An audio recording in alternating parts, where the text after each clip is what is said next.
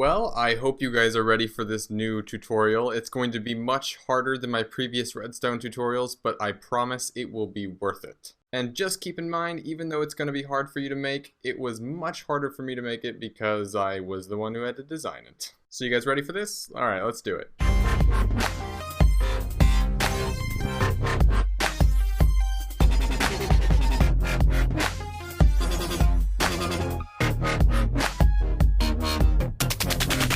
Okay, so essentially what's going to happen here is I'm going to go towards this chest. Kind of looks appealing if I were in like some sort of temple or pyramid or whatever I'm in.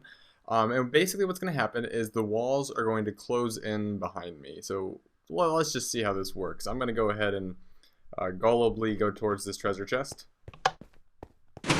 Oh, what? Oh god. Oh no. Oh no. Oh no, please. Please. Please. Okay, well, there you go. Now I'm dead.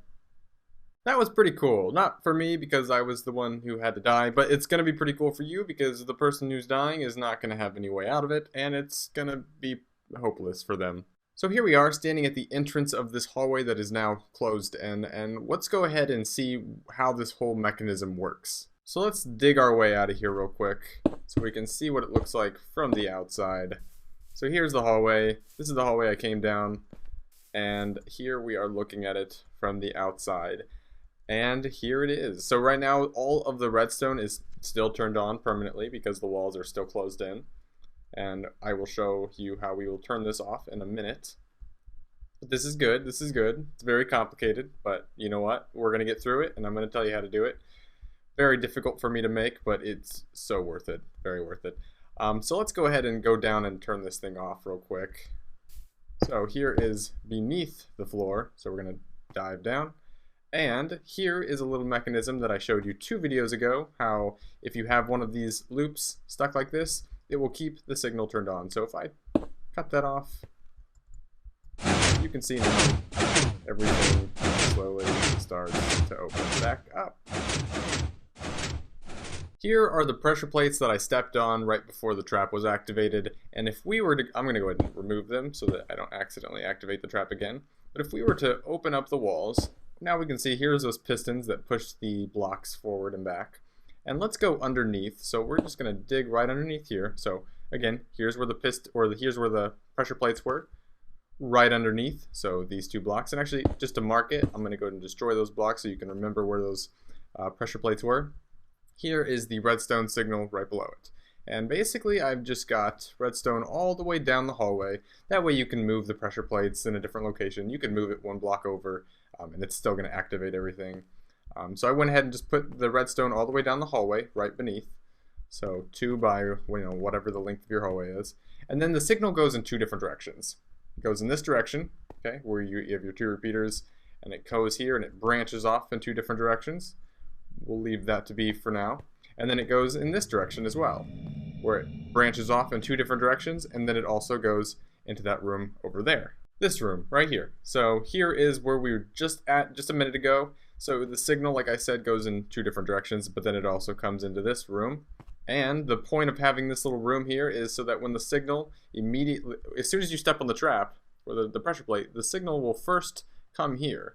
Well, it'll first go everywhere, but it'll come here instantly, and it will create this loop which will keep the signal running completely even after you've stepped off the pressure plate, so that when you step off, the signal continues to go. So that's the first part you need to understand, is to have some, it doesn't have to be right here, it could be in any location you want, but I just have it placed right here. So then you have these 2 signals going in 2 different directions, so let's go ahead and see where those lead us. Okay, so that is the area right in there where I was just standing, and this is one of the 2 directions that the signal will go in. You can see the other 2 repeaters sitting over there, and then these 2 repeaters sitting in front of me. So to start off, you're going to have these 2 repeaters, and they are going to be turned all the way up. So when I mean turned all the way up, when you first put a repeater down, it is just like this. You're going to turn it all the way up to notch 4. So this is 1, 2, 3, 4. So I'll refer them to from 1 to 4. That's how I'll, for future reference. So keep these all the way turned up to notch 4, and then you're going to have a redstone right after it. And then for this, you're going to either want to, make it yourself however you want to do it, or you can copy this exactly the way I have it. So feel free to pause the video at any point and copy and paste what I'm doing. Perfectly okay with that. That's the point of this tutorial. So the redstone is going to go up a block to the left if you're looking at it from this direction, and it's going to go up a block backward. Then it's just going to go over one to the left. Then it's going to go up a block forward, and then we're going to go to our first repeater here. And this repeater is going to be turned all the way up. And then we're going to go ahead and stop there for a second so that we can see this whole contraption in a little bit more depth. It can be very easy to get lost in the craziness of all of these repeaters. Yeah, they're just everywhere. So it's really hard to kind of keep track of where each repeater is. So for the most part, you can do this exactly the way I have it, and I'll walk you through it. Or once you get the main concept of how this is done, you can figure out a way to do it using, if you need more space, you can do that with more space, or you can do it, you can have, higher levels. I have a lower level, and then I have a second level to fit more repeaters. And basically, the way this works is that the repeaters slow down the redstone. So let me go ahead and give you a quick a view of this. So here's a quick way to kind of conceptualize what's going on. When a redstone signal comes to a repeater, the higher the notch is turned up, so if it's on a level 4, the longer the lag time it will take for the redstone to get through. So if you turn it all the way down, it'll go through a little bit quicker. If you have no repeater, it'll just go through instantly, like the speed of light. There will be no lag time at all. So I have all of these set up to 4. Okay, so you're gonna, when I set this redstone torch down, all of the signal will go through each of these with a lag time of 4 notches each, and then it'll reach here, and then it'll go directly into this piston. And this one is only set at 1 notch. Okay, and then the redstone signal will go this way, and then it'll go this way. Okay, so now after this is set on, now it's gonna go. This one's not gonna be turned on right away because this one's set at 4, 4, and oops, I forgot 2 right here. Okay, so 4, 4, 4, 4, and then this one's also 1. So these two will kind of cancel each other out. So basically what's going to happen is that this one's going to turn on first, and then this one's going to have a little bit of lag time with these right here before it turns on. So let's go ahead and see how that actually happens. See the lag time there? That one turns on, and then that one turns on with a delay. And that is essentially what is going on in this trap. Except instead of having 2, we have a whole line of them. Now, if you don't like how many I have and you want to make it a little easier for yourself, you could make this trap with maybe 4 or 5 pistons, or maybe even 3 or 4 to start yourself off, just to kind of practice. Or if you don't have the time to make something with, I think I have, actually let's just count. I think I have 5, 10, 13 maybe.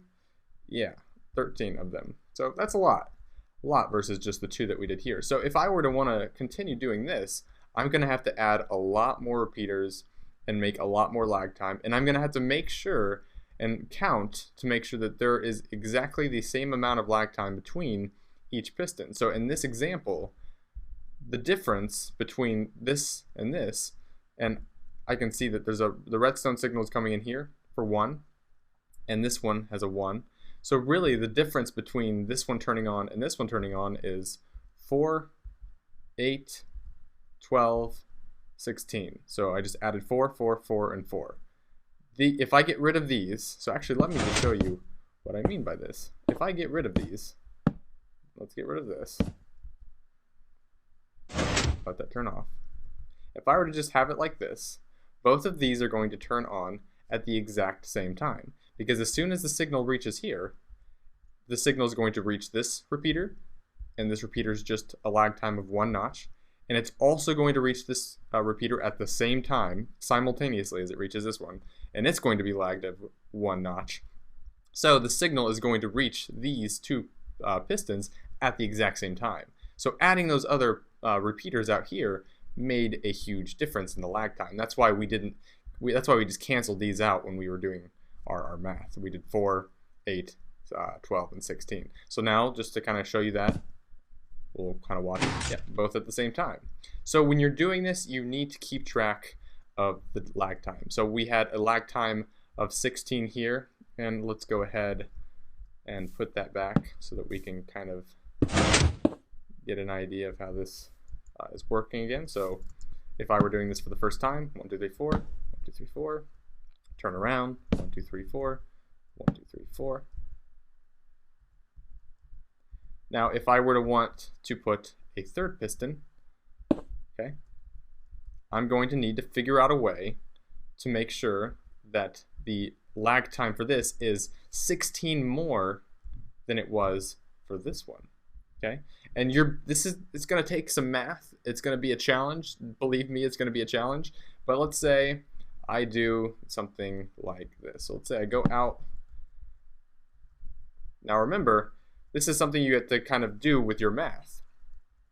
Right here, this is where your difference starts. Because if this leads, well, it's eventually going to lead to this piston. This signal that comes through here is going to enter this piston for piston number 2, and this repeater, and then this repeater for piston number 3 at the same time. The signal is going to reach each of these at the same time. So now our difference when we're doing our math starts right here when we're referring to these two. When we're referring to these, or this one and all the rest, then we're going to here. So you're going back to your redstone that your signal first branches off from. That's how you do your math. So you can see this is where our redstone first branches off from. So that's where we're going to start our math. So this math we can see from here. This is where our branch point is. There'll be 4, 8, and if you want to count this, 9. Okay, so that means that we need to have 16 more than 9, which is 25. So now that we know what our difference is, we need to make sure that this goes a total of 25 notches. So we already did this one, that's 4. Let's go ahead and do another one this way. 5, 6, 7, 8, 9, 10, 11, 12, 13, 14, 15, 16, 17, 18, 19, 20, 21, 22, 23, 24, 25. And we'll leave that one at its 1. So see what we did there? It gets complicated at first, but once you understand the system and how it all works, then you can kind of make it work. And the problem, the one thing that becomes a problem is your space. Because as you can see, as we move forward, as we add more, we are going to add a lot more repeaters. So that is why I have so many repeaters. And in this case, I make it look a little bit more complicated than it is, because I was trying to reduce my space. So instead of building outward, because in this example, we could just, to make this easy, we could just keep building outward, right? And it shouldn't be that hard. The only problem with that, by the time we get to 13 pistons, this row of repeaters is going to be way, way, way out here, and that's going to take up a lot of space. So in this case, I kind of just compacted it in the best way I could. So it's going to be hard for me to actually walk through and show you exactly how I did it. But I think once you understand the concept, you can kind of figure out how to make it work for yourself. Okay, so let's see if we did our math right. So we added our new repeaters. Oops, and I almost forgot to do this again. We added extra repeaters so that it would be an added lag time so that it would work appropriately. So let's go ahead and see if this works.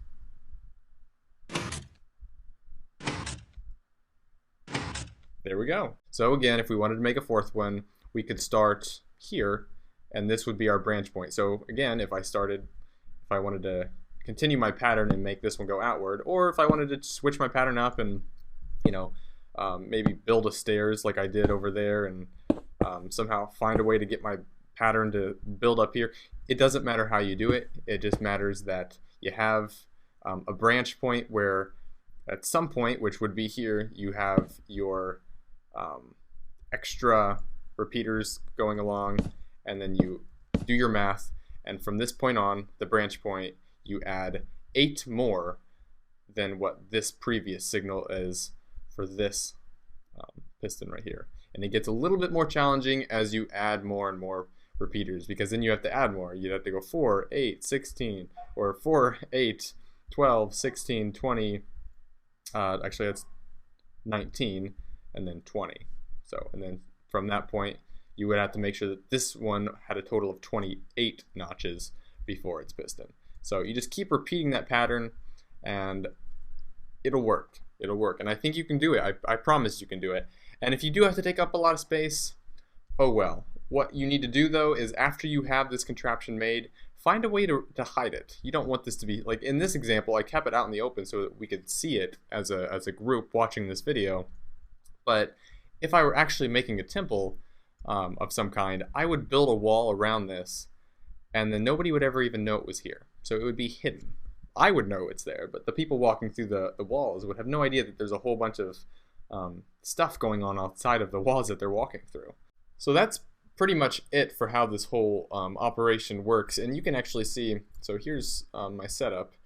I put signs above each of the pistons to help me keep track of how many notches I'd used. And I used a reference point. So I think I put a sign right over here and starting here. See? So I used a reference point. So as the repeater reaches right here, or as the signal reaches these repeaters right here, that's where the signal starts. So you can see I did 4, 8 right here. That adds up to 8. Okay, so then the second row, you follow the repeaters and it'll add up to 16. And I kept doing that in this systematic way. So by the time I got to this fourth repeater, it leads all the way over there and it adds up to 32. And then what I did is after this fourth repeater, I didn't want to have to keep building outwards.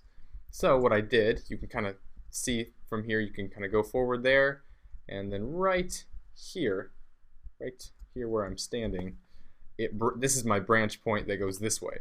And one of them goes this way up and goes inward towards the fifth piston. And then after that, the signal kind of goes up, goes around. This gives me some added space to add more notches. That's all this is, just added space that I'm using to go upward instead of outward to add more notches. And then I come back down, and then I reach my sixth piston. And then I write on my sign 48 to make sure, and then I double checked, making sure to go through and make it so that all of them add up to 48. And you just keep going along the line and make sure that each piston has 40 or has 8 more repeaters, or not 8 more repeaters, but 8 more notches total than the previous. And when I'm these numbers, again, if you're confused about this, it's the notches. So you can put as many repeaters as you want, but it's the number of notches. So like this is 1 notch, 2 notch, 3 notch, 4 notch. This whole row right here is just 1 notch each. So 4 1-notched repeaters is equivalent to 1 4-notched repeater. So it kind of depends on how you want to do it.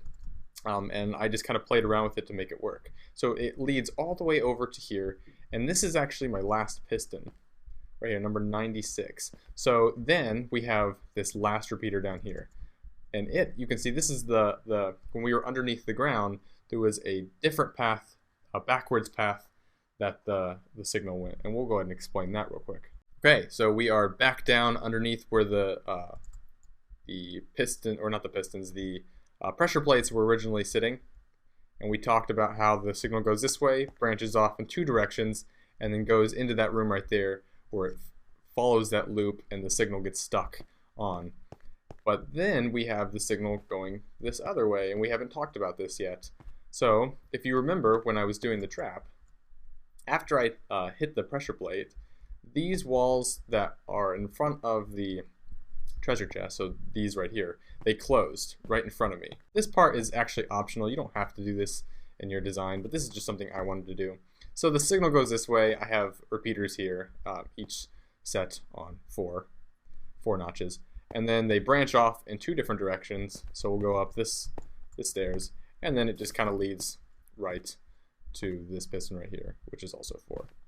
So between 4 and then these 4, it's a total of 8 notches of lag time between the time you hit the pressure plate and the time that this first piston all the way at the end turns on. And it turns on quicker than any of the other ones turn on, which is what I wanted, because I wanted it to be the first one to close off so that it's a tease. Like, even if I do reach the treasure chest, I'm not even going to be able to get in the treasure chest because the wall closes off and then the walls start closing in from behind. Alright, so let's now watch everything happen from the outside rather than the inside so that we can watch it all go down and have a better understanding of how it works. So I went ahead and extended this signal. So here's the signal that leads to these, this loop right here. I extended the signal right out here to this little pressure plate so that when I step on it, it'll go off and then we'll be able to quickly watch it. So let's do it. Okay, see, you can see the light slowly going through, and there's a lag time. You can see each piston slowly turning on, and then if you were paying attention, this one turned on immediately. And yeah, that's basically how it works. And then now you can see everything is still turned on. So that's why this loop is so important, because if we get rid of this loop, then it only turns on for a second and then opens back up again, which means you don't get trapped, meaning the wall would close in on you, you'd get hurt a little bit, and then it would open back up, and then you would still be alive. Again, pointless. If you don't have this, then you don't actually, the trap doesn't work effectively. So if I get rid of it, now everything is shut off. And now we can reset the trap and wait for the next guy to come in. Okay, so this is the last thing I want to show you, and then we'll end the video. If you're wondering how you get two pistons to close at the same time, you need your redstone to be 1 block above ground level, and so that the redstone is actually reaching, it looks like the redstone is going right into the second piston, but it's actually turning on both. So you can actually see that in action when you turn that on. This redstone will turn both of them on, and then this is basically what you have. So if you have a bunch of them lined up in a row, this is what happens. And you'll just use whatever block is the color of your hallway, that's what you'll use. I know this will be a challenge for you guys, but I believe in you guys. I think you can do it. It's hard, it's difficult, it's much more challenging than the previous redstone tutorials that I've made, but that's kind of the point. I want to challenge you and see if you can do something that you might have thought before that you would never be able to do. Using a new concept, using redstone. And I think that you can do it, and when you do it, you'll feel really good about it.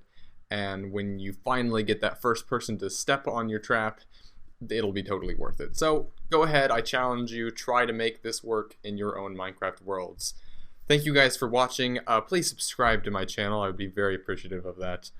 Follow me on Twitter or follow me on Facebook as well, and I'll see you guys in my next video. Thank you guys for watching.